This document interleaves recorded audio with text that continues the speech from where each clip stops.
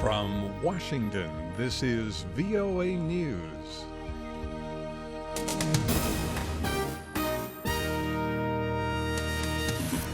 I'm David Forrest reporting. Greek Prime Minister Alexis Tsipras said Wednesday he is sticking with plans for a Sunday referendum on bailout terms demanded by European creditors, while voicing willingness to accept terms much like those his government has previously rejected.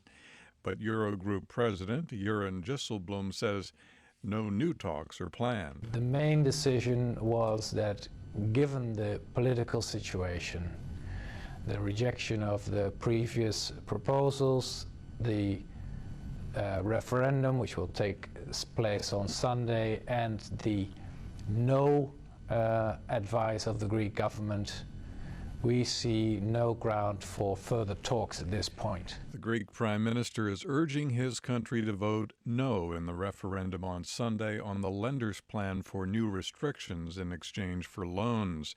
U.S. President Barack Obama says the United States and Cuba have agreed to reestablish diplomatic relations. This is a historic step forward in our efforts to normalize relations with the Cuban government and people and begin a new chapter with our neighbors in the Americas. Mr. Obama said the two nations plan to reopen their embassies later this month.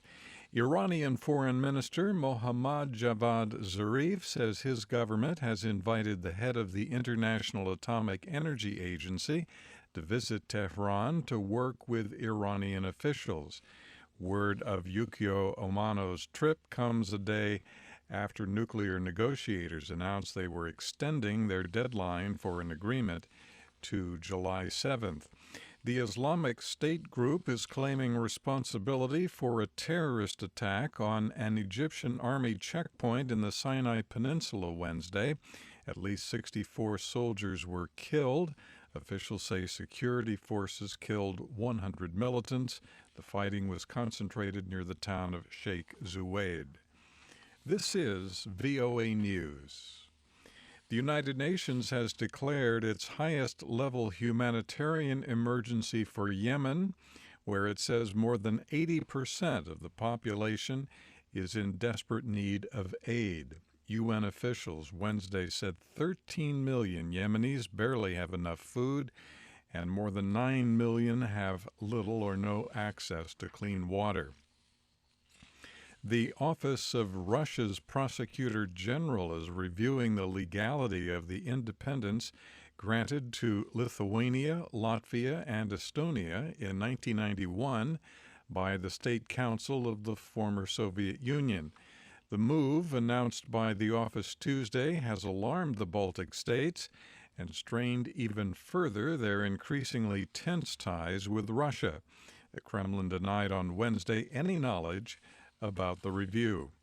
Officials say a violent incident between Pakistani and Afghan forces overnight has left one Afghan dead and 2 Pakistanis wounded.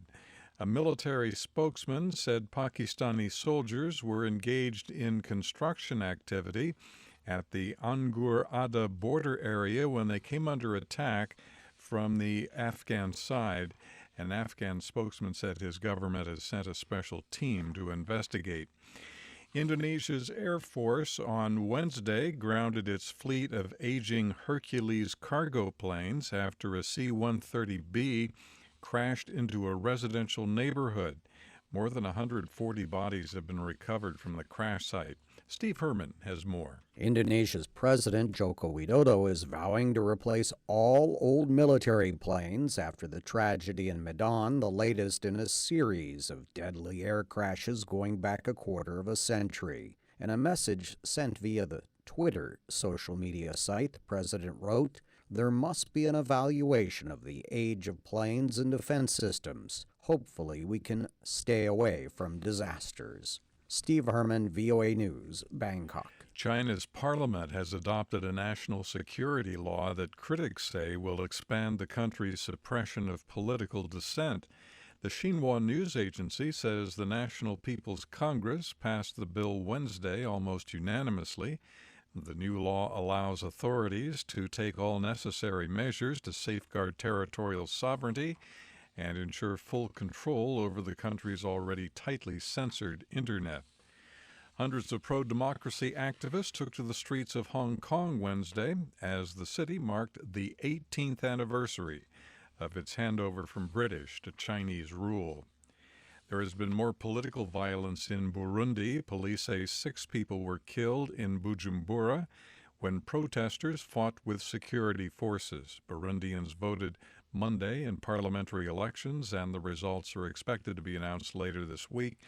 Activists say 77 people have been killed in street violence since President Pierre Nkurunziza announced that he would seek a 3rd term.